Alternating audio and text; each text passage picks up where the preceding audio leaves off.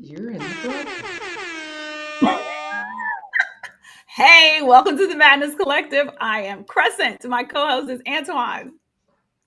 There he Oh is. damn! I think I done fucked up. Well, go ahead. I done Our, fucked up. our Go guest ahead and announce co-host, our guest. our guest co-host is Tanya's back. Oh, Yeah. I almost had it. Here we go. They ran an Tanya's a update. blue. Yeah, I was about they. to say Tanya's a blue screen today. She's AI blue screen. That's what she. Tanya's AI today, so she's a blue screen. If you are tuning in for the first time, we recap the headlines to the best of our ability. So, welcome to the Madness. And quick intro for tonight. Everybody beefing. Literally everyone is beefing. Brian McKnight versus his kids, rappers and singers, Kid Cudi versus the concrete, students versus cops, GOP on GOP crime, the state of Louisiana against child workers and the unemployed. Like everybody is it's everybody on fire. It's the problem. Okay. Hey, Dr. Jones. So yeah, we're gonna do our best to walk y'all through it. So What's up, walk Drea? with us. What you say, Antoine? Dr. Jones is my cousin, Andrea. Saying, hey, Drea. I was about to say Antoine's beefing with this eCam situation. So we got beefs everywhere. Here we go. That's ongoing. That's an ongoing beef, girl. These tech issues. So again, you tune in for the first time. We know sometimes there's some tech problems. We are working through them. But thank you for watching. We picked up a whole bunch of new viewers on our last episode. We sure did. I was telling Crescent I was afraid because I rewatch afterwards just to take notes and make sure, all the shit we paying for is working right. So the next morning when I looked, we had actually lost a subscriber. And I said, oh shit, I done scared somebody away with my spontaneous commentary about, what we discussed last week. I left one important element out. I'm not going to go into detail about it. I failed to mention the main ingredient to make that whole machine work. You won't believe it. It's Crisco. You have to use Crisco. So this doesn't make sense if you didn't watch Friday's episode. So you need to go watch. And just leave. We're gonna leave it at Crisco. Okay.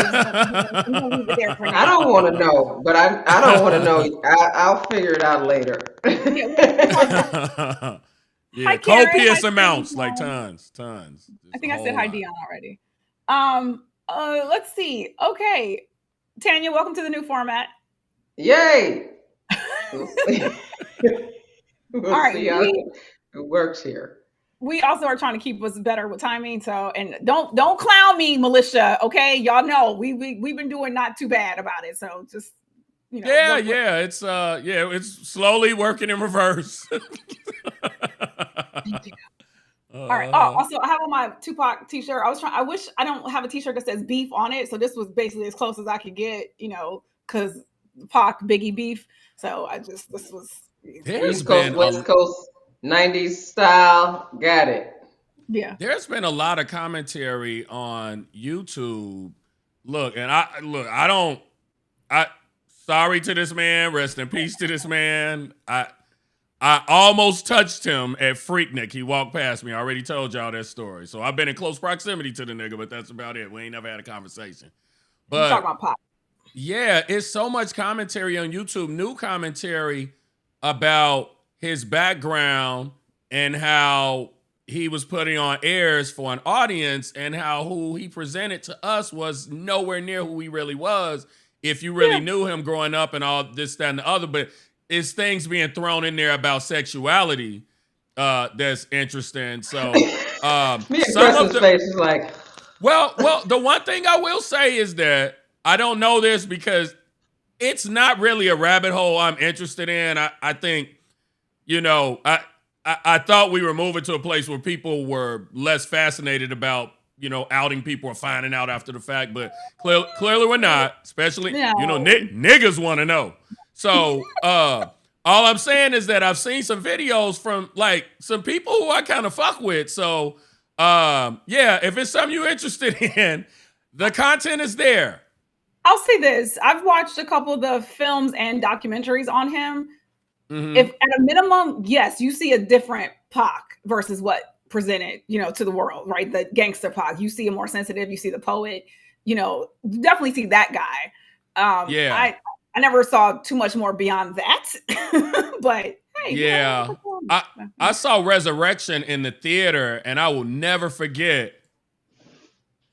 I'll never forget when his dad. It blew me away. His dad showed up on the screen, and you could not question who that man fathered. And he's like, yeah, I'm Tupac's dad. And I'm like, nigga, you supposed to be dead. And he's like, yeah, I was never dead. Me and Afeni had some issues. That the line in the song is not true. I've been here the whole time. I remarried. I got other kids. And he said, I always had a relationship with him. So, I just thought that was interesting. That's a great segue into Brian McKnight. Thank you.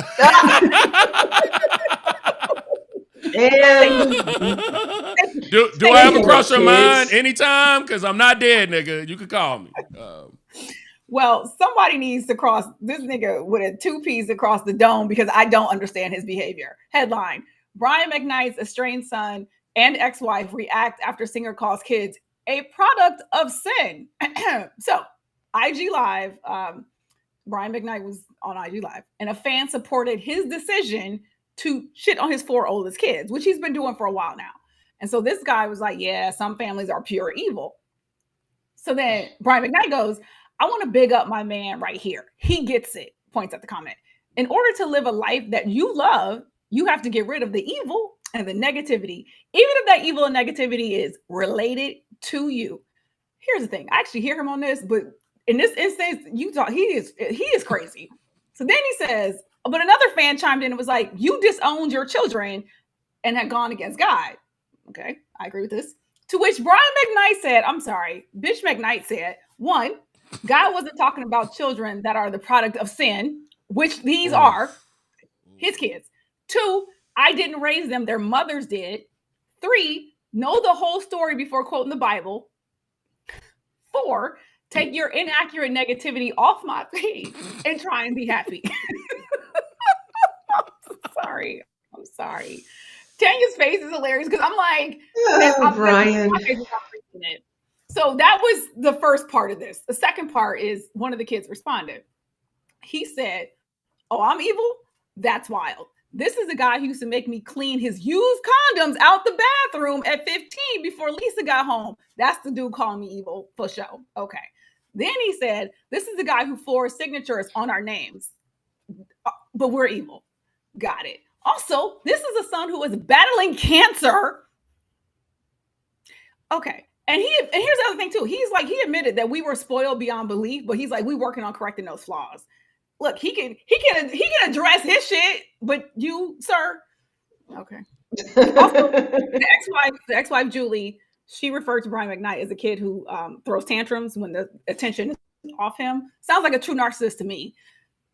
Antoine, Tanya. You can go first, Tanya. Oh, I don't really know how to unpack this. I just my thing is those McKnight boys, because his brother Claude, who's in what's the acapella singing group Take 6. I don't know. I always trip out about people who pull out quotes from the Bible that are very convenient for their arguments. The other thing is that this is what really tripped me out. Him legally changing his name so he's the senior of his stepson. So his stepson is a junior. The new son he had with the new wife. Yes. It's biological. It's biological. Okay. So Brian changed his name so he could be a senior to his new son. So I'm kind of like, what? So to me, that and that's new. Like he didn't show me something new. I ain't never heard of that one. But that's telling me, is he all there? Is he all there? No, he's not. He's not. So I'm just like, I don't know. I just feel like this is just the whole thing is odd as fuck. And secondly, it's like, these are your kids. How you gonna you're at least you're admitting you sinned, I guess. I don't know what that means, but it's like there's just so many things here. I'm just like, just flabbergasted and confused. Two more things I want to add before Antoine gives his take. Hey, what's up, Column? And Trinity's mom says, call the Madness Collective. I mean, they really shouldn't be surprised by anything. Facts. And also Column said, pretty sure he's voted for Cheeto. Sounds like it. He sounds like he's part of that crew. So two more responses from Nico, which is the son, one of the 4 oldest, who has cancer, who is like my daddy and shit. Here's the thing, though. He goes, we were bad children, sure, but my sisters always deserve better. They don't deserve this outright disrespect. Hate us all day. You don't get to be a piece of shit forever and still skate by with all that we know. We saved that man from federal prison. That's all I'm going to say. But after all this, I still love him so much because I know there's my dad in there somewhere. But he's a drone now. So fucking sad. Miss you, Dad. Marcus Aurelius, Superman. Just wanted to share. Okay. So see, that's the only reaction you can have. Is like, well, it's just drama, family drama, dude. So if you have 4 evil ass kids, what the fuck does that make you? I mean, come on. And this idea, and the kids are trying to, at least they're trying to show humility to make you not look as bad as you should look, because if your kids are spoiled, who the fuck is spoiling them? You raised them this way. If what you give is what you get. Now, at some point, you should have been able to be a real parent and sit your kids down and set them little niggas straight. But they don't seem like bad people. I've seen you perform. I've seen him perform with his kids before. He had a great relationship with his sons. They're featured on a couple of his albums. So, yeah, at one point he's like this doting father, and then he just shit all over his kids. And, there's the question of, is this some sort of racial hatred thing because the new wife isn't black? The new kid, it's like he got a new family and shit. Yeah, so it does, it does seem like something is off. And the thing that bothers me the most, we know niggas will engage in questionable behavior when they get with somebody else. The new wife has seen what this man has been saying online. I don't trust her ass. Shit, is that Metro Boomin? What's the name of the album? We don't trust you. We still don't trust you. We still don't trust you. We don't trust you, and we still don't trust you. We don't trust Brian, and we still don't trust the wife.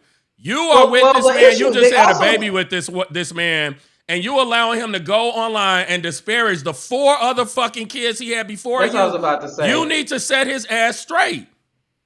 That's all I got to say. That. I mean, there's no way. It's like, if you understand what this man is doing, it's like if you have an ounce of sense, that can be coming soon in the future for you. It's like, come on, man. This dude is disrespecting his kids. Yeah. Tanya, you said an ounce of sense. So what I'm observing from the outside about this situation is he's controlling it, and she just along for the ride. That's just, again, outside observation, just based upon casual observation. Could be. So, a couple responses from the internet.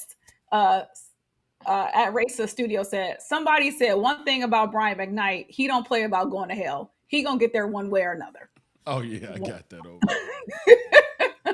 This other woman said, Brian McKnight being evil is truly one of the biggest cultural plot twists for me. And it really did. It really did just kind of come out of the blue. And, it was really disappointing to see this. Look like me fucking the guests up. Sorry, Tony. They changed it. I used to just put them under a number, and then now they come up as their name. So, at any rate. Oh, that's helpful. So, yeah. So then I wasn't going to actually read this bottom one, but since it's up there, kind of what we're saying. Brian McKnight is absolutely disgusting, and let his current wife be a lesson that no matter how vile some men are, there always will be a bitch that hates herself enough to love him. I mean, that was harsh. That was very harsh. Then here's one I liked. Once a year, the internet gets reminded that Brian McKnight is a horrible person, and somehow every annual reminder is stronger than the last. I agree. Yeah, it's true. It's true. It's so true. Oh man. This woman said, she's like, I don't actually need a cancel movement. I'm just good on him. I'm cool. I'm just cool. I'm not gonna listen anymore. Yeah. And then the last one I'm gonna read is, the crowd's gonna go wild when Brian McKnight sits at his piano in hell.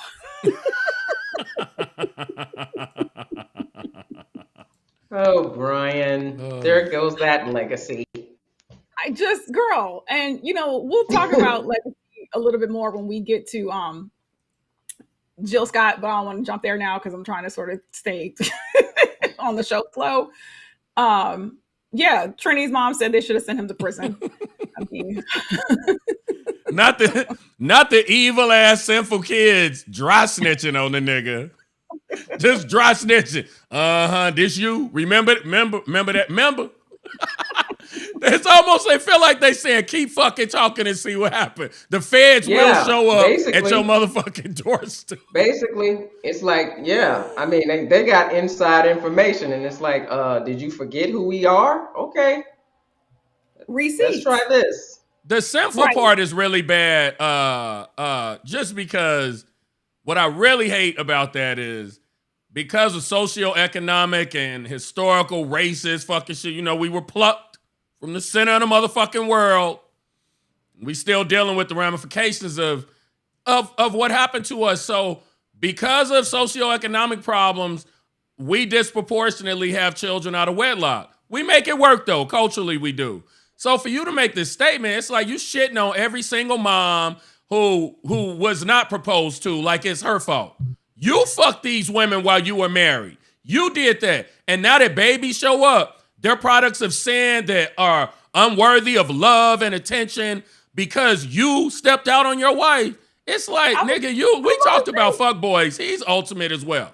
Ultimate fuck boy. Wasn't he married to at least one of them, if not both of the mothers of, it's two different moms of those 4 kids, right? Yeah. So what happened was he was married to one. He was married to one, and this is, I believe, I might have one piece missing. He was married to one, stepped out on her, had a oops baby, and the first wife was like, I'll raise that one just like it was mine. That's right. I remember that. Yeah.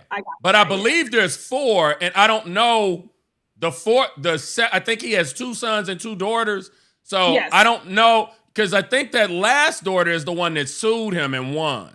Because he went online saying that she was trying to, I don't even want to repeat what he said. He said something incestuous about his own daughter that I felt was really disrespectful. So, we don't have to spend too much time here. I did see what Colin said, though. I wish I had half the audacity of this man. And then Tony just said, nothing is more vile than the sanctified hoe. Oh, I'm glad you said that. So, who knows Marvin Gaye's song, Sanctified Lady? Have y'all ever heard this song before? I'm looking for a sanctified lady. Yeah. Okay, just because I need, if you don't look good, I don't look good. This nigga, may he rest in peace. So sorry to this man. I don't know this man, but I know his music. And he originally wanted to call that song Sanctified Pussy. And the record label was like, nigga, are you out of your fucking mind? He was doing a lot of coke at the time. Yeah, it was 70s, 80s. Yeah. Remind me to find the article. If I had time, I'm gonna bring it. I'm gonna have it ready on Wednesday. Marvin Gaye was in Hawaii on a coke bender, and I've mentioned this on the show before. This is a deep cut. He was doing so much cocaine, his dick wouldn't get hard, so he would invite women over and like fuck them in the dark with a dildo. He got off on that. Allegedly. Oh my God! Yeah, allegedly. Yeah, we gonna Thank move on. Thank you for making this as legally correct as possible. We tried, Tanya. We tried. There's some development. I'm here to inform. It's information. Right. What's up, Jason? So moving on. With regard to, so that's one beef, right? Brian McKnight versus his kids, which is ongoing. Then Antoine and I fully agree here, and Tanya, you can chime in, but we are in agreement that Cat Williams kicked this shit off, okay? January 2nd. Absolutely. January 1st. Cat Williams said and predicted 2024 is the year of truth. He was not playing. Everyone's after everybody to tell the truth now. Everyone's trying to get all the tea. Cat Williams put his foot through that door and was like, everybody getting aired out. And so other people have picked up the baton and have ran with it, literally. So right now, so we tried the best we could to talk about the J. Cole, K. Drake. Then we added Rick Ross. This was last week's, right? Now we got Chris Brown and Quavo. We got Kanye, who responded to J. Cole and Drake. And then, wait. Taylor Swift got a couple bars for motherfucking Kim Kardashian. Shit, a couple. It's a whole song, nigga. She look. And she said, "Fuck subliminals. I'm gonna put your name in the title, bitch." That's what she said. Right. Okay, so starting with Chris, because that's the one I had on the show floor first. So Weakest Link, which is Chris's diss track, dropped on Saturday, 4/20. So Quavo, so y'all know Chris dated Karrueche. That's how you say her name. I always feel like I'm saying it wrong. Yeah, nigga, they were calling her Koresh. Dude, they've been calling this girl Cuckoo Cachoo. They've been calling this girl Crucial Conflict. They've been calling this girl Captain Kangaroo. Everybody got a name for freaking Karrueche. But it's Karrueche Trent. That's what her name is. But yeah, they have all kinds of AKAs for Karrueche. Thank you. Pork Krispy Kreme, pork Rice Krispie treat. You know, they just call this chick everything. I swear. Anyway, go ahead. Oh, wait. Before you continue, again, I'm here, and this ain't even alleged. She got dragged about a month ago for selling pictures of her feet on OnlyFans. And when questioned about it, she basically says, "Not sexual, and it's a bag. Why would you do it if you had pretty feet?" Just. So if y'all want to, I'm not mad at that. And look, that's why we're trying to get some production dollars together. We might have to look at both our feet and see, like what. Mine cute, girl. Mine cute. Yeah. I got the best looking ones in my family. I know that much. Okay. Oh, boy. All right. So as we all know, Chris Brown and Karrueche dated. Okay. But then Quavo started dating her. According to TMZ, Brown felt betrayed about this, which, okay, sure. But keep in mind, Chris Brown and Quavo have collaborated on like mad tracks. That was a thing. So in 2017, before the beef started, Brown praised all the Migos as real friends and brothers before vowing. He was like, "I'm gonna never hate on y'all." So also in 2017, Karrueche took out what I think was the first restraining order against Breezy. And apparently of several. Are we ever going to unlock our better self? Is it ever going to happen? Okay, so I'm not going to say who, okay? But I have a friend, and we all know this person, who worked with Chris Brown on tour and had no good things to say about this dude. His entire camp, his mama, everybody. Because he was like, it was not good. He was like, it was ratchet. They was ghetto F, this, that. He had zero good things to say about him. Well, I want to respond. I want to respond to that. This new saying that I love. I've just been using. I don't think I got to say it last episode, but when you go out in the rain, and you get wet, you can't sit there and wonder why the fuck you got wet. I would never go on tour with Chris Brown. So they got what they had coming to them. You should never go on tour with Chris Brown. Hey, all I have to say, it wasn't a woman. It was a male, and it wasn't like a background dancer or something like that. It was backstage work, but it was like he had nothing, zero good things to say about this dude. Yeah. To Antoine's saying, that doesn't surprise me. So okay. Apparently lately Quavo and Chris Brown have been firing shots at each other on different tracks. Okay. So Chris Brown released a song on April 10th on his recent deluxe album, said Quavo fucking his old bitches. Okay. That was a lie. I got to get through this. A day later, Quavo dropped a track called Tender, seemingly firing back, mentioning his breakup with Karrueche and his history of domestic violence. So over the weekend, Chris dropped Weakest Link. Here's the thing. I actually had not listened to the track until, hey, good friend Ashley, I don't know if she's watching yet or not, but Ashley played the track for me today. Now, I was planning to listen to it before we came on air, but she hooked it up. Now, there was two lyrics in particular, though, that I had heard about. One, mentioned sleeping with Sweetie. Then literally the killer line, the killer bar. R.I.P. Takeoff. He the only real one that got true respect. Crazy how when he died, everybody really wished it was you instead. So talk about a pearl clutch. That was me. And then here's the thing. No, I'm gonna say this. When I actually heard it, nigga, that beat and that flow, I was like, okay, Chris, like it's legit. I mean, these lyrics are harsh, but he got a flow. I was like, this is in the beat compared to like the shit that Drake just dropped. I was like, this is legit. What's happening right now with Crescent is what happens when comedians say really, really offensive shit, but because it's funny, they get away with it. That's Chris Rock's. No, that's Chris Rock's thing. He's like when what's his face said to join at the Comedy Store, the Michael what's his face. Anyway, Chris was like, his first crime was that he wasn't funny, because you can get away with things when you're funny. Now, Chris Brown said some harsh shit that's really unnecessary, but the beat and the flow makes it so, and it's just like with Pac and Biggie, like you said, Pac and Biggie. I mean, Pac went in on Hit 'Em Up. I mean, to the point where he opened and it's like, oh. So, I mean, some people feel like we've been talking about this with regard to these beefs, because I keep saying Pusha T destroyed Drake. Okay, so that whole Adonis situation, like, and in my opinion, Pusha T like just broke Drake, and he ain't been the same since. So there is something to be said. But what's been interesting though is some of these beefs is like, okay, what we really talking about? Like the beat ain't hot, your lyrics are kind of trash. Like, what are we doing? Right. And it took me by surprise that it was a singing nigga. Because I'm like, I don't feel like I've ever heard Chris do like an entire track that's all rap. Like, I'm sure he some bars. He definitely has. Yeah, he been dabbling in rap for the past decade. Yeah. He clearly has. I just haven't heard it. So I was like, yeah, because look, one of his biggest songs is "Look at Me Now," and that's all. That's him, Wayne, and Busta. But to your point, he wasn't on that track by himself. No.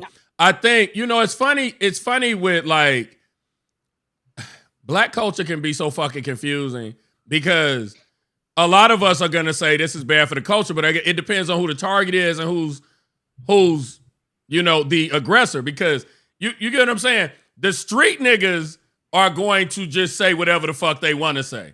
It's aggressive, disrespectful, I will fucking kill you, nigga, keep my name out of your mouth material. Then you got the ones on top, like a Drake. Drake is gonna get you and say, nigga, it's I can't even see you, I'm so high on the top of this mountain, nigga, get your money up. You got those, the ones that are established, who financially are superior to the others, if you will. Then you got the lyrical miracle ones like the Kendricks and the J. Coles, who they go use lyricism to eat you up with no violence. If they say something violent, it's metaphorical. Chris is trying to let you know, I'm a street nigga. I will kill people. You know how I get down. I slap bitches. Like, that's basically what he's doing. And then he said he was disrespectful. He was disrespectful to he was disrespectful to Quavo, and he was disrespectful to all the women involved. That's a street approach. That's why people are calling him Tupac. I wish that you had died instead, nigga. Like, that is. I mean, look, but again, at the same time, like, from just beat flow, I'm like, wow. But also that line is super harsh. And as Callum said, which is what a bunch of people have said, don't play with CB. He said so himself. He's not mentally there.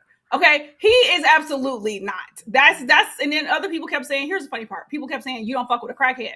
Well, Quavo today, I don't know, Antoine, if you can pull up, Quavo did drop a response.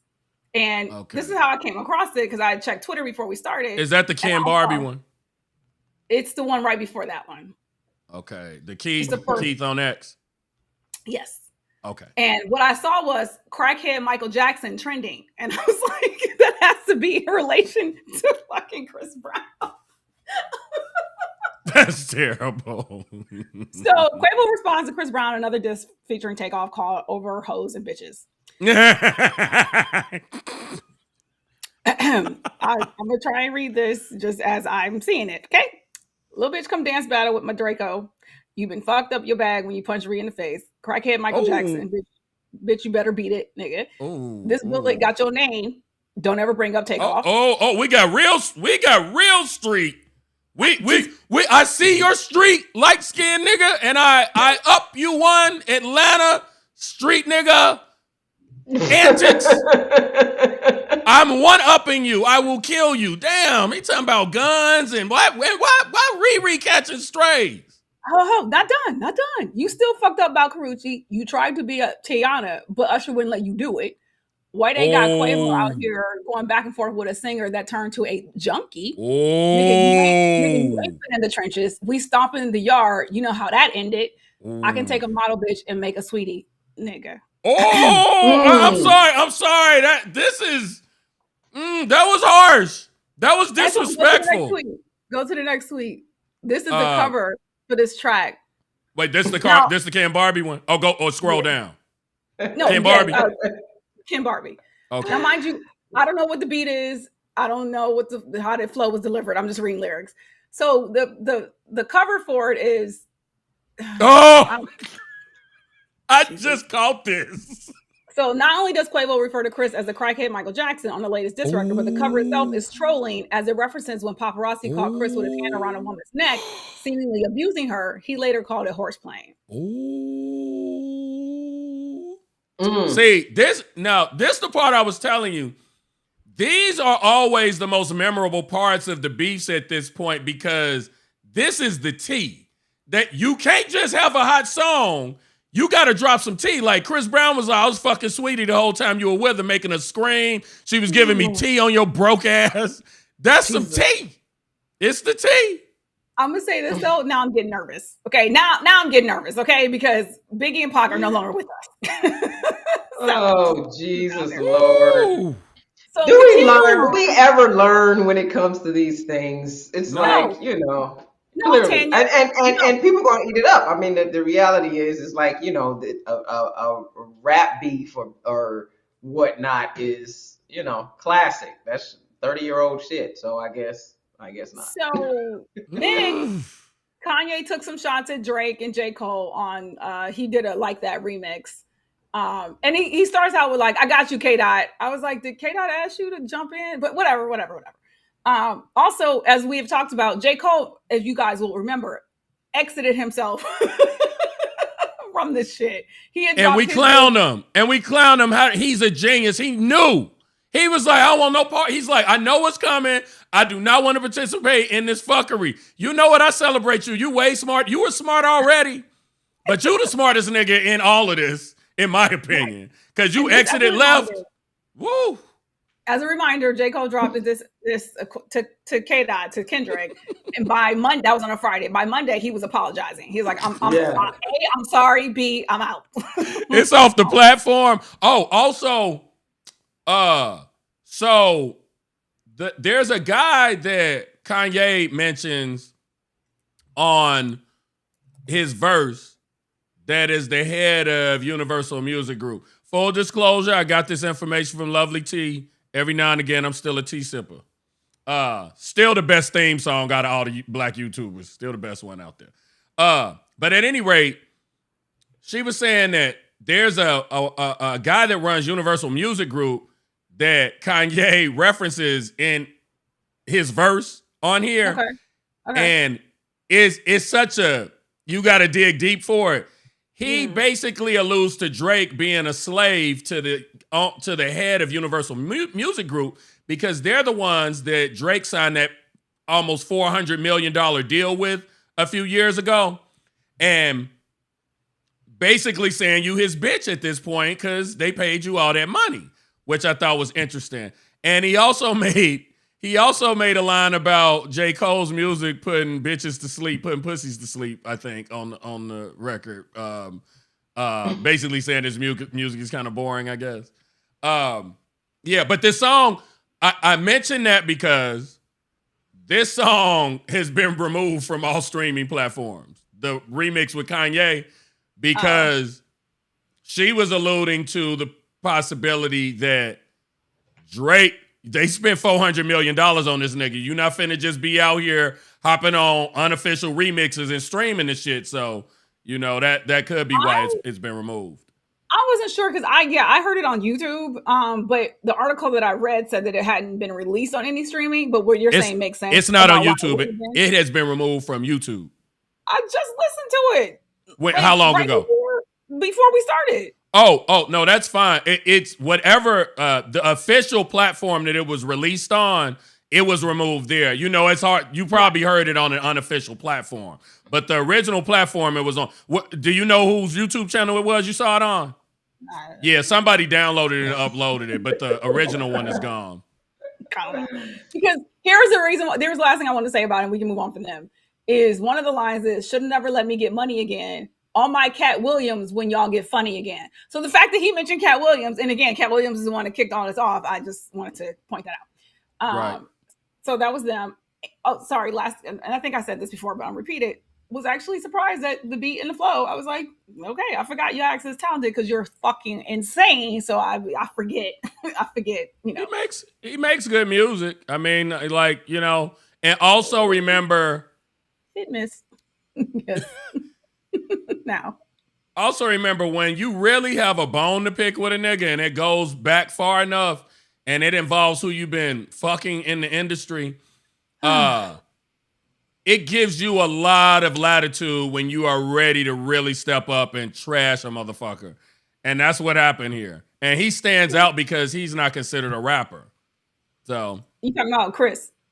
Yeah, Chris. Yeah. Because honestly, in all of this, Quavo should have had the upper hand because this is what he does for a living. You know, Chris Brown's lane is a little bit different, but yeah, it crosses into this lane quite frequently. Lyrics are rough, but people are actually saying that Quavo's response is weak. That's what the internet. They're saying that it's weak. Yeah, I don't think I don't like this is really not my world anymore like that. It never really was. Not. I'm just trying to we just telling y'all what we find online, okay? Yeah, I mean, Karen, I think Chris is like about that life. I can't really speak for the Migos. They seem, and I don't know this because I don't know these niggas. Sorry to these niggas, but when I look at Migos and I look at the track record for Chris Brown, you know, they seem like niggas that get into altercations here and there, but you know, Chris ain't stay out there like that nigga stay, you know, having charges. It's like motherfuckers are constantly suing him for assault. Not like you stepped on my foot or you didn't pay me when I was your backup dancer. It's like the nigga put his hands on me, I'm suing. Like it's a bunch of those. What Antoine was responding to was Karen saying, are any of them hard for real? There aren't any new Suge Knights, just so y'all know. And then Tony was like to Karen, do we really want to find out? I do not. I would prefer not to find out. So moving on to Taylor and her deciding to drop an entire record about Kim Kardashian. And it's called, oh shit, what's the title? Antoine, do you have the title? It's something Amy. It's either fuck Amy or seek Amy or something screaming Amy. God damn it. I thought I had it in front of me. But the way she spells it out is of the words that are used, there's a capital K and then Amy has a capital I and a capital M in it. And so it's clearly, thank you, Amy. Thank you. The K in thank is a capital K and then U is all lowercase and then Amy is AIMEE and A, and then I is capitalized and M is capitalized. So there you go. But on it, she talks about, she sings about a bronze spray tan high school bully. Sorry. And that girl can't, she cannot. I need you to graduate from high school, girl. Like, there's so much more to life than strumming that fucking guitar and singing about high school bullies. That shit has made her a billionaire. So I know. Lord Jesus. That's what I'm saying about the rappers. They need to graduate from that bullshit. They sound like kids, you know, junior high school cats. That's what they sound like to me. This is just my personal opinion about this beef crap. You grown ass men and y'all going in on who you banged and your girlfriend sucked my dick. You know, it's like, come on, dude. Really? So, but yeah. Taylor ain't the only one. You know what I'm saying? To me, any of these diss tracks is super fucking, you know. It is very juvenile. I'm with you on that. But I will say this: being juvenile, Rick Ross's commentary was fucking hilarious. That had me laughing because he was. The difference, and see, to me, what Rick did to me is acceptable because he didn't say nothing wild. He said some shit that was funny. Their friendship, even if it is really broken, it's not, irrevocably broken based on what Rick said. The shit that's being said in these songs, women are catching strays. It's like it's like highly disrespectful. You threatening to shoot niggas. That's when it starts getting crazy to me. Now, when the street, when people are like, I'm here for this hip hop, I'm like, no, nigga, when people are threatening to shoot people with their Draco, I'm not supporting that. I mean, I'll listen for the show, but yeah, I'm not supportive of that. Shit. Right. So Taylor's lyrics were, all that time you were throwing punches, I was building something, and I can't forgive the way you made me feel. Then she screamed, fuck you, Amy, to the night sky as the blood was gushing, but I can't forget the way you made me heal. So, whatever. So one interesting thing about that has been the Swifties were all up in Kardashian's Instagram, and she lost like however many fucking followers, but she already has like a lot, so it kind of don't matter. Oh, she lost more than 100K followers after. That ain't shit. Don't that girl have hundreds of millions of followers? Yeah, she has like over 300 million followers, like over 350 million followers. She lost a quarter of a penny. Right. So, and the Swifties were all up in her comments. I don't know, doing things, whatever the fuck, I don't know. So, just again, these are the headlines. Wait. Thanks, Dion. So, the craziest part of this song, towards the end, and this part to me was kind of gangster.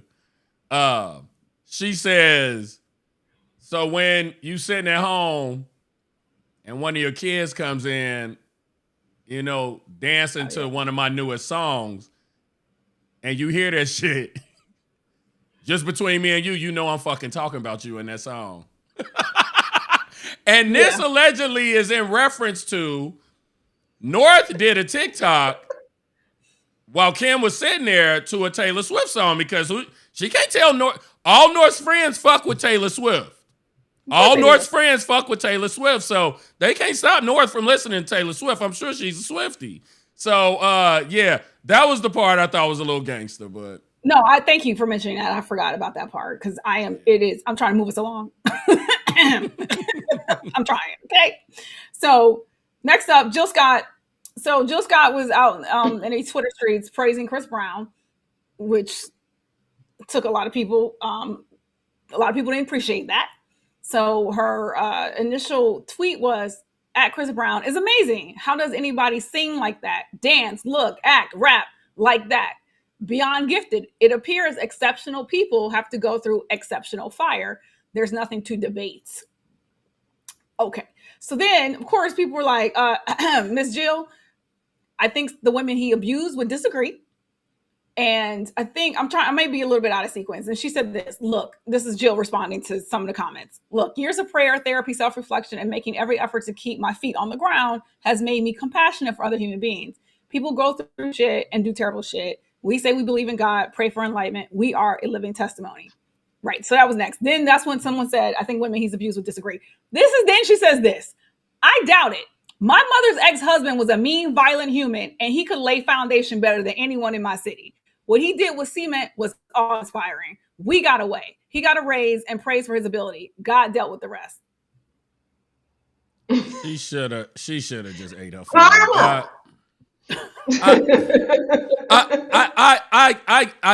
What I think, and it's not necessary to broadcast this.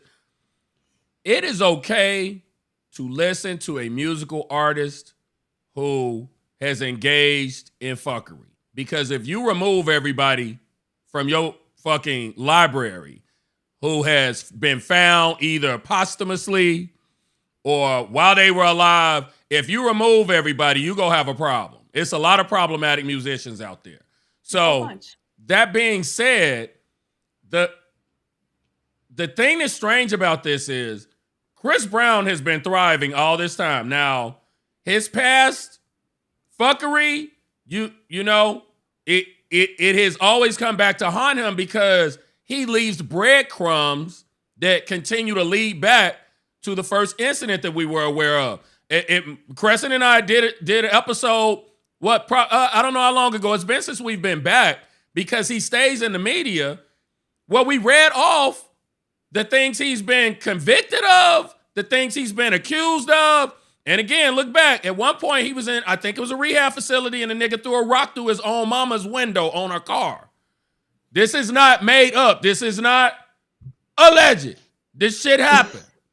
So, all I'm saying is that Chris Brown does not need Jill Scott to defend Chris Brown. His career was never derailed. The nigga stay on tour. His money is long. So it's okay for you to appreciate his music, but don't get on your platform and speak for women that have been affected by his abusive ways, whether currently or in the past. That's not for you to speak on. You shouldn't be having a discussion with fans about this. That's some deeply personal shit that nobody cares to hear your opinion about. Just, be a loving, beautiful woman like you've been, caring, be forgiving if you want to, but don't speak to us about the dynamics of abuse and forgiveness and money coming in. Like, that was so off-brand for you. It made no sense you commented on this. So there was a little bit more back and forth. One woman said, I love you, Jill, but he has so many domestic abuse cases. It's ridiculous. We can't look past that. To which Jill responded, I love you too. I'm not here to fight anyone else's battles. Since women hear the stories, they should avoid that street. Running backwards and moving traffic makes zero sense. Therapy for every damn body. And then she finally had like one more. But I think Jill was having some what's that song? Something on ice. What's the drink that she be drinking? Crown Royal. Crown Royal on ice. I think she might have been. That is what it sounds like. Imbibing at some point during this exchange, because I think if she may have been sober, she might have just stopped. But I think she wasn't. To the point, the reason why I had the headline "People Who Share" is because why are you sharing? Like, and I was going, and it says ... because what I want to say is people who share too much. But look, you felt the need to share. I personally wish you had not. I don't understand why you felt the need to. Maybe it is, as Tanya noted, you was on that brown liquor. I don't know. Crown Royal nice.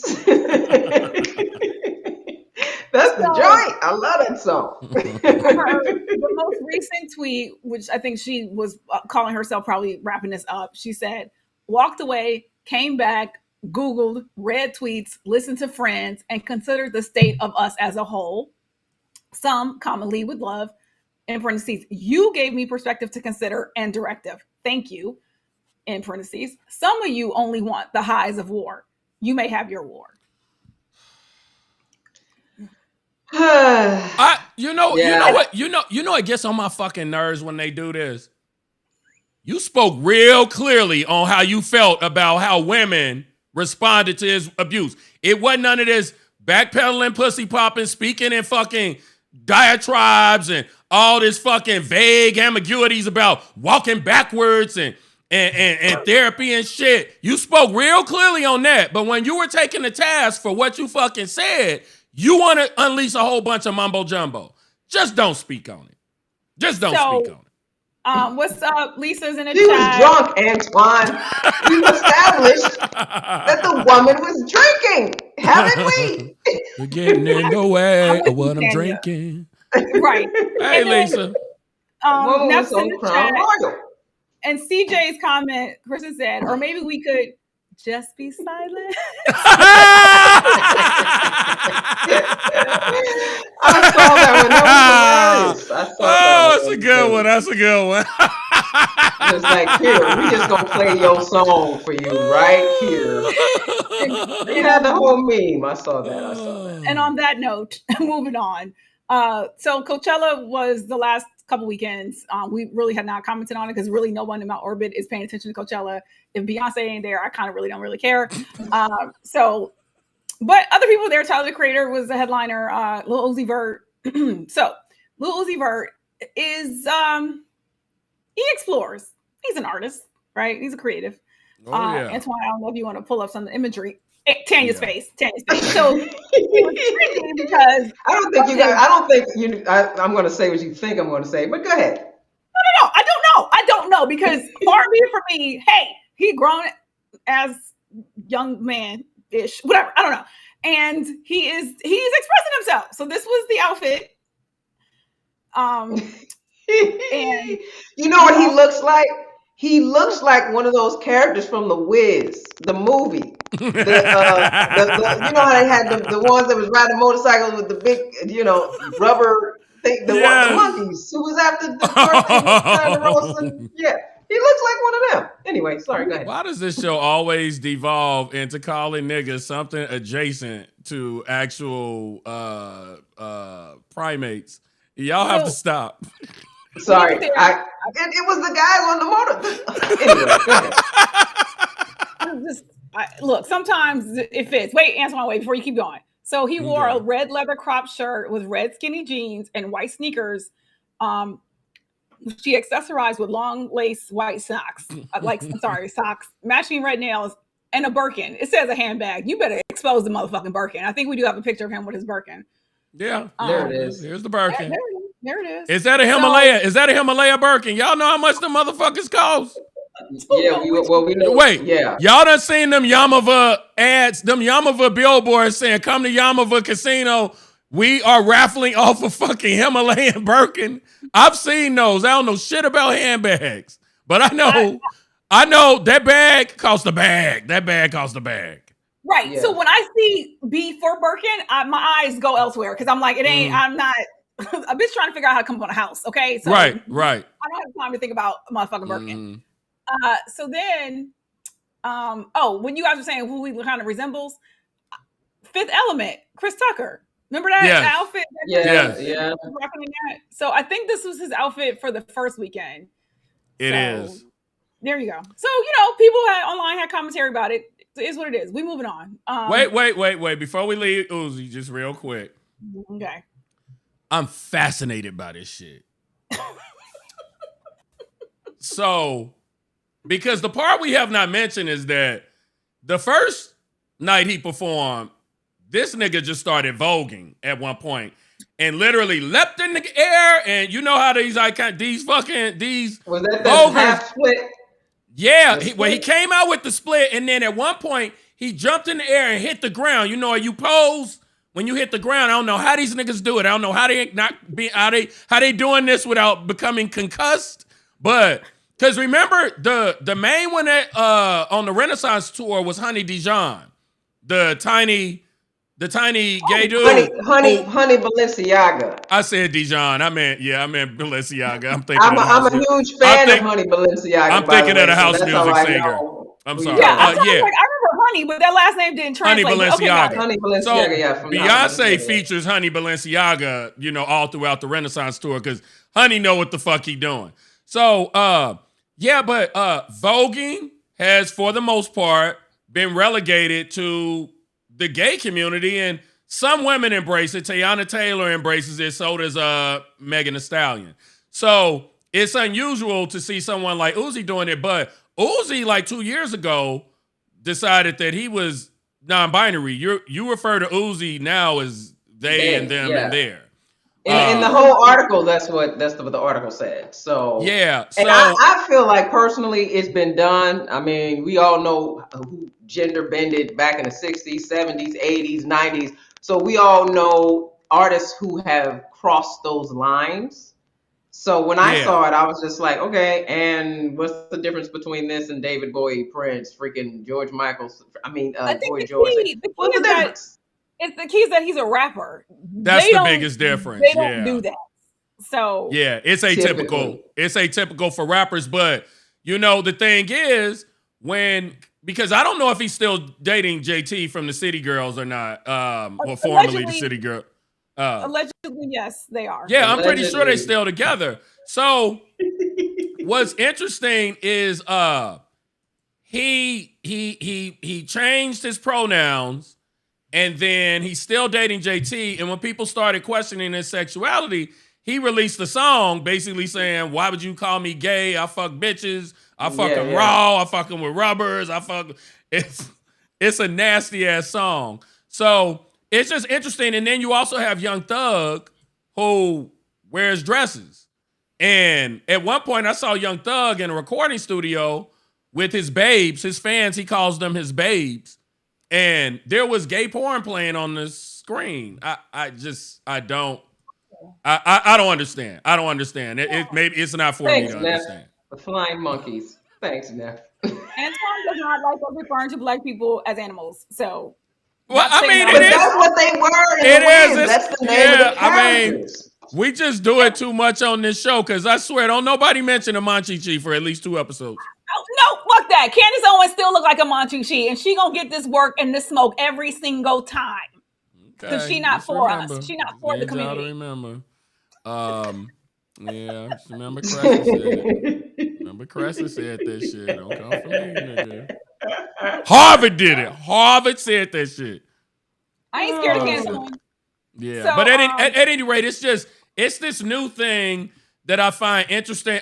And to be fair, I'm not shitting on it. I celebrate anything that involves acceptance.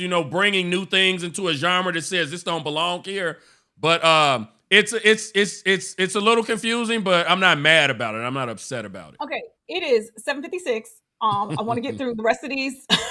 Okay, as we can. So Kid Cudi had beef with the Concrete because he decided to jump off the stage at Coachella and broke his motherfucking foot. And so there's a picture of him being led away, by security guards. He's hanging on to them because he can't walk. Okay, so clearly he was high. Moving on. Sure. But he did release video. He said, hey guys, so I broke my foot today at the show, just leaving the hospital, never broken a bone before. So this is all a bit crazy. I want to thank you all for your concerns, et cetera, et cetera. Oh, he was like, I heard y'all still raging when I was off stage, made me smile big. He also added to it because when the video was sent to me, I double checked to see how old he was because that's, to my opinion, a little bit relevant. And he just turned 40 in January. And so, and he addressed it himself. He said, look, this is what happens when a 40-year-old tries to prance around off the stage like he's 26. I'm just saying, nigga, if you ain't on like yoga and green juice, like 24/7 at this age, how about we not do certain things? How about we just not? He does do a lot of the jumping around. Y'all know he's half Mexican. You go and look at him and know it. He not that I guess, but who also is half black and half Mexican. Just to show the contrast, your girl, Stacey Dash. Stacey Dash and Kid Cudi don't look like they could be related on any stage on this planet. They're both black and Mexican. Just interesting. So more beefs is student protesters versus the police. So protests embroil Columbia, other campuses as tensions flare over war in Gaza. So Monday, today, Columbia University moved classes online. Dozens of students were arrested in protest at Yale, and school officials closed Harvard Yard to the public. With regards to the Harvard-Yale protests, they were mainly in solidarity with the Columbia protest. Almost 50 students were arrested at Yale this morning. They were asked to leave the plaza. They were asked to remove their belongings and show their IDs. And when some of them refused, they were arrested. After the encampments were cleared, other protesters blocked nearby streets and they could be heard, "We will free Palestine within our lifetime." Then at Harvard, there was an announcement closing. So Harvard Yard, you can basically close the gates, and so people can't just freely walk onto the yard. And they said there would be disciplinary action against any Harvard students who brought unauthorized structures like tents or tables into certain areas. And then on Friday, this last week, over 200 students did take over Harvard Yard in solidarity, but it sounds like they got up and left either when asked or whenever the allotted time for them to protest was over. They were demanding that the Ivy League school divest from Israel-related investments. With regard to Columbia, Robert Kraft, who's the Patriots owner, he's upset about the protests. He's not comfortable supporting the university until corrective action is taken. How did all this start? So last week, over 100 students were arrested and suspended after New York police were called in to clear an encampment, which, if I'm understanding this correctly, because one of my professor friends was like, they were protesting in an area on campus at Columbia that is for protest.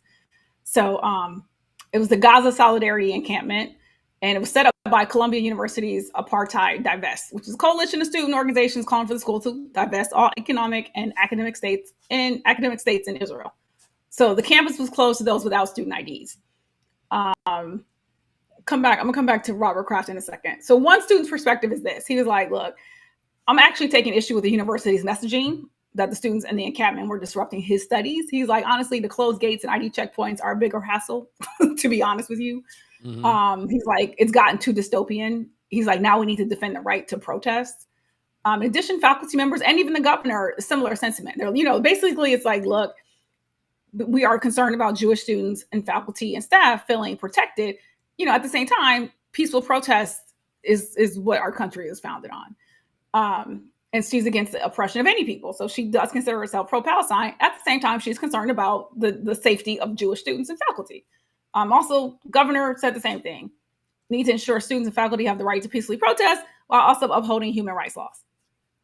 I think about some of the responses to this, and it's been chaotic and crazy to see. What I don't like, and we've talked about this before, is the automatic assumption that if you're pro-Palestine, you're anti-Israel. I don't like the jump to that. And so somebody like Robert Kraft being like, I don't like what's happening. Yeah, it's a fucking mess. But peaceful protest is what this country is a part of. And so somebody talking about I support Palestine does not mean they support Hamas. We have talked about this umpteen thousand times. But you would think they had. I mean, I feel like college campuses, especially the ones we're talking about, are nuanced enough to not go around harassing Jewish students because they're pro-Palestine. They're not the same thing. You could be pro-Palestine and anti-Israel. There is nothing anti-Semitic about that. There is nothing anti-Semitic. You don't have to like a government. The ethnicity part is separate. You can separate the ethnic part from the government. You don't have to support a government bombing, the little guy over and over and over and over again. That ain't got shit to do with how you feel about Jewish people. That has to do with how you feel about war. So I agree. I feel like totally they jump. agree. Yeah, and I think, honestly, this fear that they have, I do not believe, I don't know. I feel like people are making a lot of assumptions. Chuck Schumer, who is the Senate Majority Leader, is Jewish. And he cannot stand fucking Netanyahu. Just because you are Jewish does not mean you are pro-Israel when it comes to this. It's not even a war. It's the other word. I'm not going to say it. But yeah, I feel like I think perhaps they're being a little too cautious. I just don't see fights breaking out on these campuses when it involves this. I just don't know. I don't know that for sure, though. I'm not there. I'll say this. If I were a Jewish student on one of these campuses, maybe any campus in this era, I would feel a little concerned, right? Like, I get that, I understand that, right? And I would probably want to communicate that and hear from the university, understand, like, look, if I don't feel safe walking across campus today, or, is there, can I have security walk me? Can I, I probably wouldn't be walking by myself. Yeah. And the reason why I understand that is because as a Black woman, right, in certain spaces, a bitch don't feel safe. Okay. That's we true. Live with that. We live with it. So I fully understand that, especially in times when shit is really heightened. Like right now, that's right? True. With MAGA. I'm from Indiana. I was home for a month and a half. City I was born and raised in. I usually feel totally fine being almost anywhere in that city, but not always, especially in this era. Right? So I understand that. At the same time, there's something to be said about still allowing someone to peacefully protest. Just as Antoine was just noting, you can hate Netanyahu and that does not make you anti-Semitic. And like, hell, I might feel the same. I'm probably not joining in this fight right now because the other thing, but I get that. So I do feel like this is taking on a life of its own. And then once again, these goddamn ass Republican in the House dragged the Colombian president into a hearing last week. Sidebar on that, I wouldn't have gone. Y'all been. I wouldn't have gone either. I don't owe you shit. I don't owe you shit. It's a job. I work for the university, and if the university got an issue with me, the university can sit down and talk to me. I'm not talking to y'all, especially after seeing that cunt speak to the other ones the way that she did at the last hearing. Fuck you niggas. No, it is a lot of. Well, to put it mildly, in the way that I would say it, it's like right. The other thing too with these hearings is they keep dragging the women presidents into these hearings, which is notable, right? And so again, if it's me, I'm not coming. Fuck you. What you gonna do? Put me in jail? Try. Yeah. So, well, first of all, and I just wanted to say something about the protest. When I was in college, the Rodney King thing. I'm dating myself. The Rodney King thing was happening, and we did a protest on the campus of St. Louis U, and they allowed it. They allowed the peaceful protest of what we felt like was something we needed to gather as Black students. And St. Louis U was only like literally at 1.5% Black, I think. And we decided to gather in the quad. But I think universities have always been a place, to me, that typically encourage students to get involved civically and get involved politically and get involved with what's going on in the community. So to me, I mean, if they weren't being peaceful, that's one thing. But if they were, and like, get out of here, you're a fucking university. It's a university's campus. These have always been places where students were able to demonstrate and protest and all this stuff. So I'm gonna do air quotes with regard to saying the word issue. So what I understand is however long they have been camped out at this encampment on campus, I think administration was like, okay, it's time for y'all to pack this up. And you can feel how you want to feel about that, right? I don't know how many days they've been out there, like whatever. Right. But they were asked to wrap this up. So a lot of them said, no, we will not. We ain't finished. That is right. And again, we can debate what that looks like, right? Like, I'm standing my ground. The Montgomery bus boycott, they told motherfuckers to get back on the buses. They're like, we shall not do that. But, the only people they were inconveniencing were the bus drivers or bus companies who weren't making their money. So, there's again, how people decide to protest, but it does sound like it had remained peaceful. The issue became when they were asked to finally pack this shit up and keep it pushing, they said no. And so now we got NYPD and we got IDs being cut off and people being suspended. It's escalated into like a really very touchy issue. So I feel like what Colin is saying right here, there's some merit to this. Yeah, absolutely. Again, speaking to remember, I think I told y'all a couple weeks ago, there's some people that feel like this shit with TikTok is connected to TikTok being the foundation of young Americans entering the political process and getting their information from an alternative source that exposed them to maybe some truths about our connection to Israel that are uncomfortable, to say the least. And it's something that I feel like, again, with the previous hearing with, what's the lady's name, Crescent, the one that went off on the black lady that ran the Elise Stefanik. Yeah, Stefanik. Who went to Harvard undergrad. Yeah. I just feel like when you see the vitriol she had for that woman, it's like, we know what side you on. There's no compromise here. You're not going to look at anything from the side of the Palestinians. And I feel like these students, because they're able to get information from alternative sources that are different from the American government, you look at some articles on the New York Times, they're biased. They're biased. And it's because people don't want to rock. People don't want to rock the boat because of how incendiary this issue is. But I feel like we're past that. So it doesn't mean that, and I didn't even think of it, and thank you for pointing it out, Crescent. As a student as a Jewish student, you shouldn't have to walk around with, one eye open, sleep with one eye open on your college campus. So I get it from that perspective, but I don't believe all of this is coming from the perspective of protecting students. Some of it is that other shit where, we're siding with Israel, and America historically has done that, and we're going to do whatever we need to do to shut down anything that makes Israel look bad. That's a bad look on a college campus.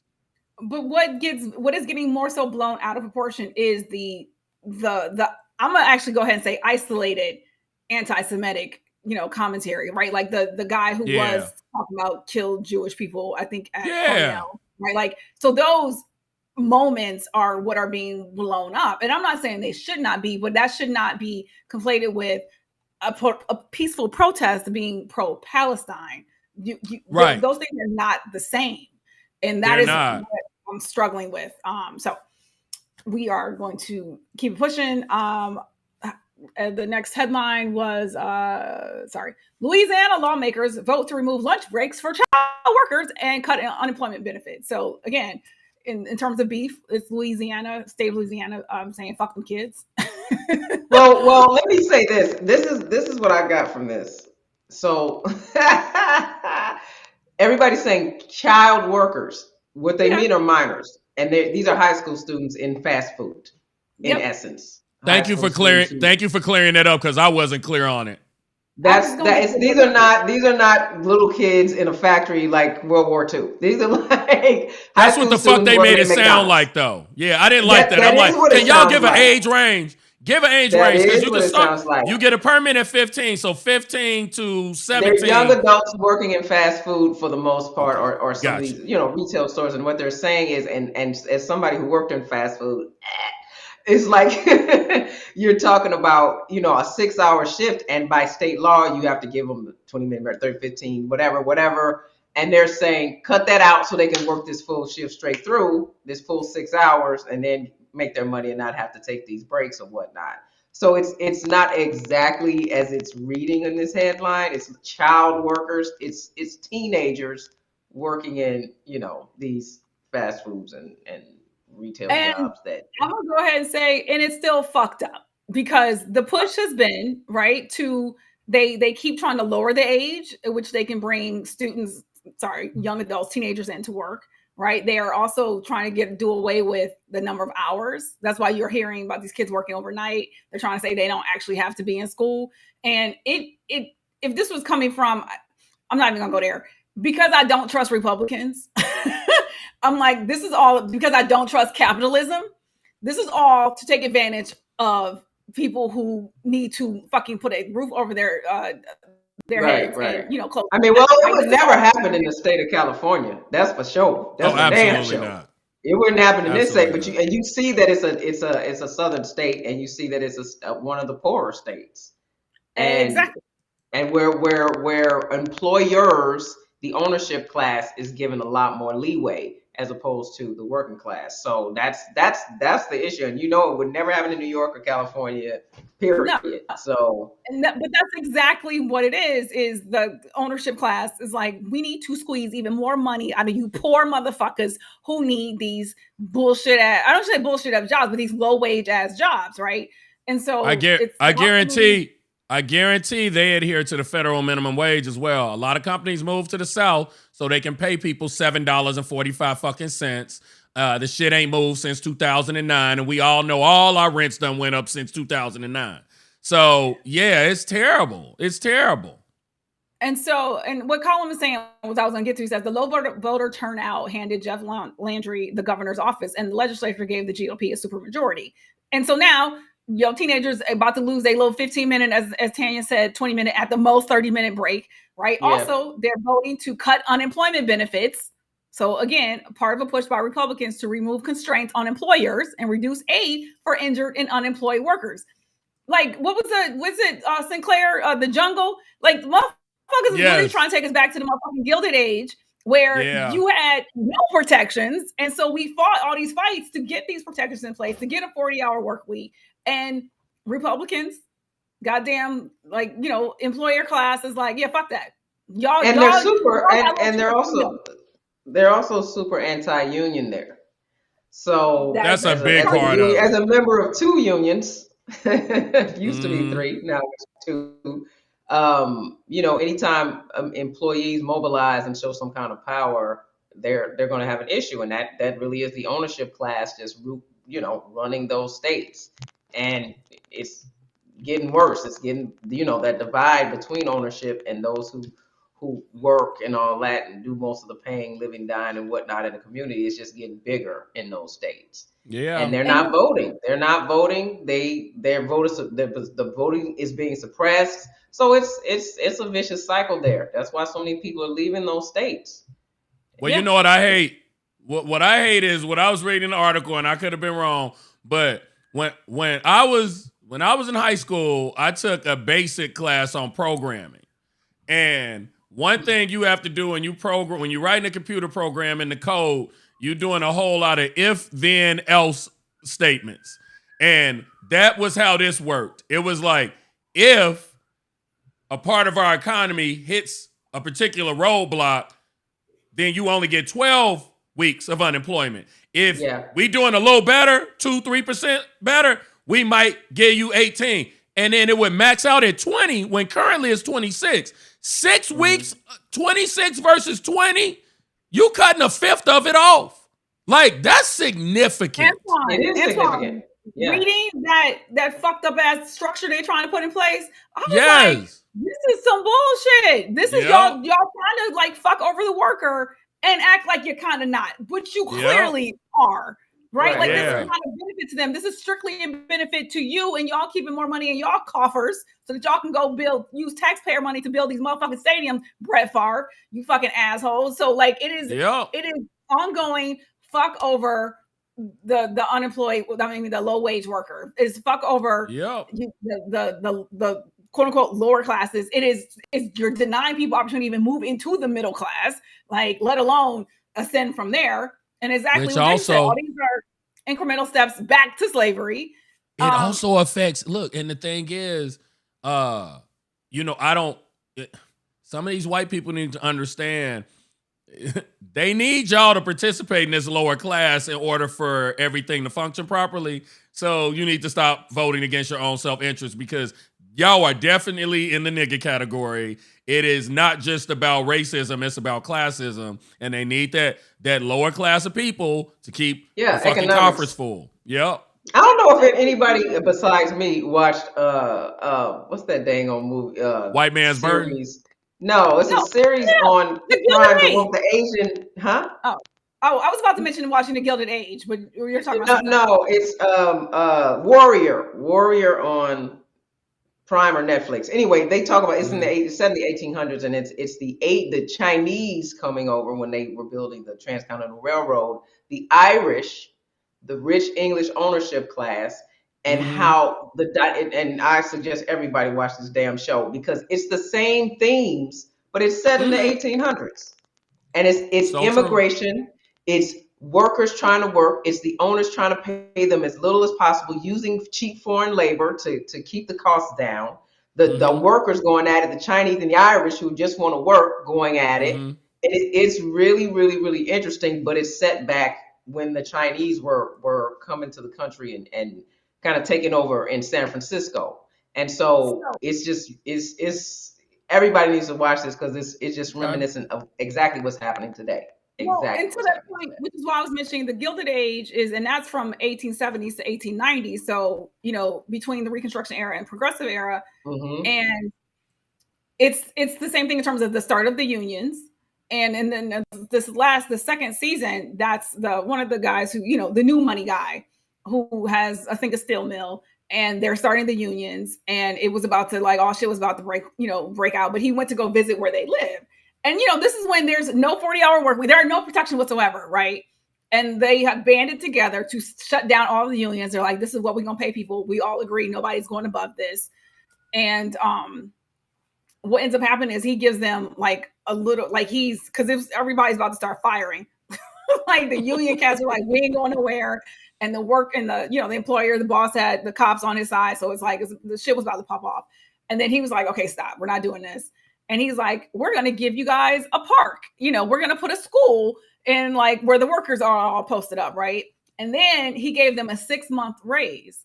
And after that, the skilled laborers, I think, get to keep the raise. And then the unskilled laborers don't. So exactly kind of what you're talking about, Tanya, is deliberately pitting the skilled laborers against. Yeah, you put the workers against each other. I mean, we see it all the time. We see it all the time, and when it comes to management versus entry level, we see it all the time when it comes to when you go into a corporate world. And that company in Texas really did something amazing when they gave everybody $100,000 bonus across the board, no matter what your job was, from the receptionist to the CEO, everybody got the same bonus amount, because they wanted to let everybody know that everyone's job is important in this company. So Normally, it it's should based be. on it's percentage, but it's like if you're important, $100,000 is going to change the receptionist's life. Oh yeah. Yes. $100,000 wouldn't change the CEO's life. And it's like just to let everybody know that you are important to us no matter what you're doing. You wouldn't be here if you weren't. And that kind of equity is all we're trying to get. I mean, obviously, I'm a SAG member, and so it's like you just want to know, just want people to know that they appreciate you. And so when you see things like this that are happening in Louisiana, it's like you know who's important to who. It's Oh, like Yes. you 100%. know whose interests are being served. So it's like, and eventually it's going to be, my prediction is, there's always rebellion, period, point blank. And it's just feeding into that to me. But Yeah. I No, digress. it's right for it. There's a lot of the tensions are there. Last one is this is a crazy person, Marjorie Taylor Greene, is pissed off because so Mike Johnson, the current Speaker of the House, got some gumption together and was like, so what we're gonna do is go ahead and get this Ukraine money together. And he and the Democrats came in support of it, so it passed. So now it's gonna go to the Senate. Basically, Ukraine is going to get their money, which has been vital to them. Yeah. Marjorie Taylor Greene already put a motion to vacate out. Look in street language. She put a hit out on this nigga. Okay. And now there was a second person who seconded that hit. And so she out here in these streets on Sunday, she was like, Mike Johnson's speakership is over. He needs to do the right thing to resign and allow us to move forward. So they're pissed off because, the hard, crazy right, which is Marjorie Taylor Greene, Matt Gaetz, that whole crew, the ones who got McCarthy up out of there, they didn't want this to go forward without like some border shit, but they're the ones who blew up the border deal. So they are not serious people. They are fucking clowns. And this is a big ass joke. And again, I don't like Mike Johnson. I think he's a religious, crazy zealot type person. But in this instance, he has done the right thing. And he's basically like, I ain't scared of you niggas. So Well, we will see. There's so much infighting in the GOP. I can't even, there's no sense. Well, Anyway, he was go like, ahead. he's like, I'm not moving forward being concerned about, he's like, I have to do my job. Some things that are like potentially in play is that if there is a move to actually kick him out as speaker, that the Democrats, enough of them might step in to stop that from happening, because y'all remember the chaos that happened last fall where we had 3 weeks with no fucking speaker, so nothing was happening, right? And there's Ukraine, there is Israel, there is fucking Taiwan, there's a bunch of shit popping off, so we really cannot have nothing like officially not happening in the House as we're going into this election. 1, 2, rumor has it that if they move forward with trying to get rid of this dude, there might be 2 more Republicans that just quit today, and then Hakeem Jeffries becomes speaker. So yeah, they not gonna let that happen. But look, so what I find fascinating about this is Mike Johnson voted against this previously. Now, a lot of people, he wouldn't let it come to the floor. Is procedurally right. He was getting in the way of it even moving forward. Right. So just just whatever he did previously, it implied he was not cool with it. So yeah. So the Tiger then changed his stripes. But what I think is happening here is they don't mention this very often because I looked at several articles. This motherfucker was at Mar-a-Lago a week ago. Yeah, he was. And when he was at Mar-a-Lago, Trump said, I stand with the speaker. That's a 180 from what this nigga said several months ago when he basically told everybody, don't do shit until I get back into that office. Then you throw the other sauce on it where it literally is, if the Democrats want something, then we don't want it. That's how we're operating because we're so polarized. Right. So I think this was strategic. Trump, to me, is figuring out that in order to secure a win, he's got to soften up on several things. He already softened up on abortion. He already softened his stance on it. In terms of perception.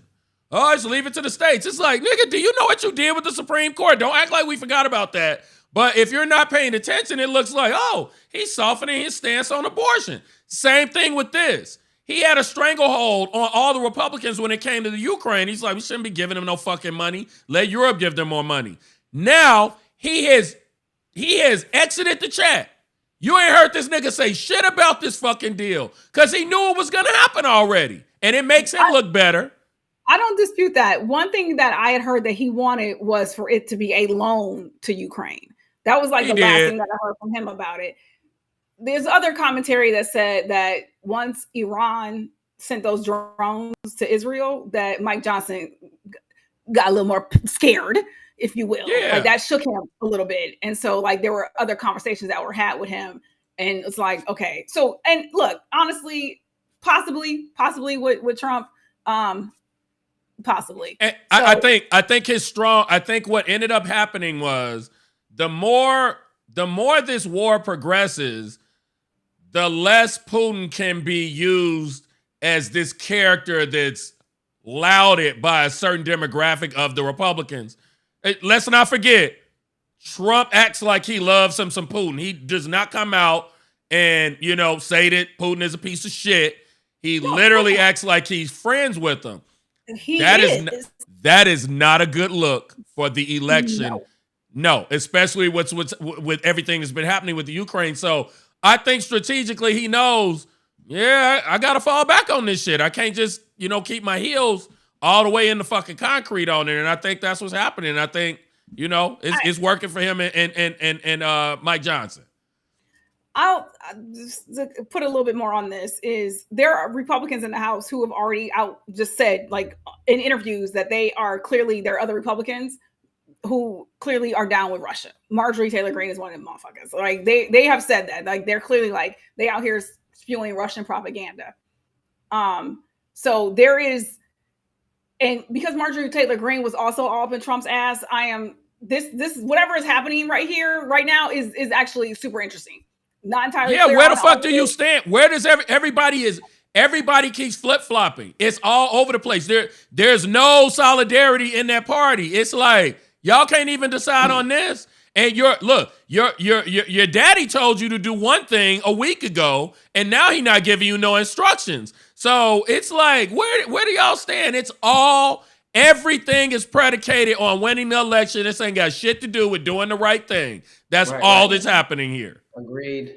Full out. And my thing about the abortion stuff with Trump is, he can come out and say, leave it up to the states.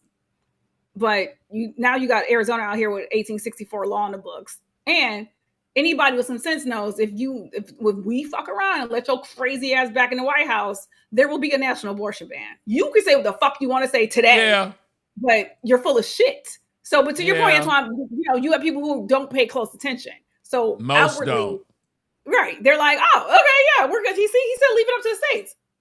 He literally just did a 180 on the Ukraine, and it's like people don't even notice that. They want all the blame is going on Mike Johnson. Y'all know your leader, who is no longer the president, was hanging out with Mike Johnson a week ago. Do you think your leader had nothing to do with Mike Johnson doing this right now? So don't put it all on Mike Johnson. Blame Trump. You know good and goddamn well Trump had something to do with this, but you go put it on Mike Johnson because y'all a bunch of pussies.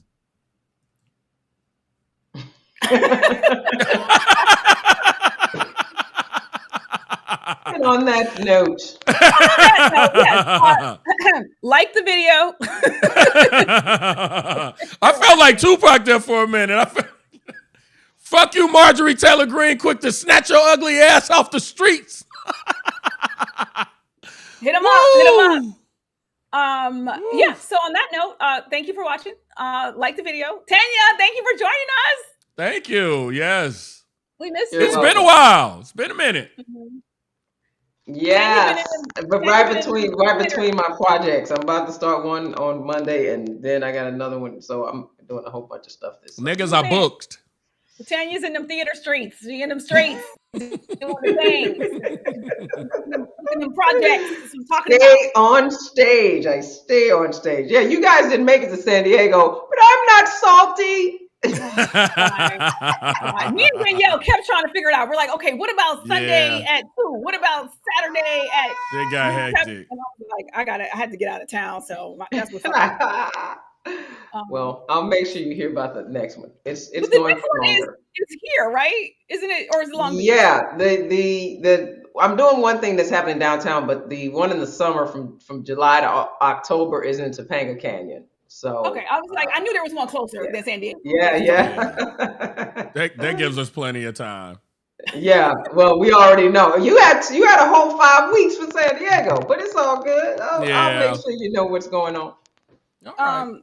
Oh shoot, yes, and actually, I wanted to highlight something that Kristen is doing, but we'll have to do that on Wednesday. But yes, so but keep us in a loop, Tanya, so we can tell the peoples. For sure. Will do. But yes, thank you for joining us. Like the Thank video. y'all. Thank we'll make you. Love Antoine you. yell at y'all about it. Toodles to you niggas. It's Monday, right? It's Monday. Yes. Happy Monday. Yeah. Okay, it's 8:30. Perfect. See y'all Wednesday.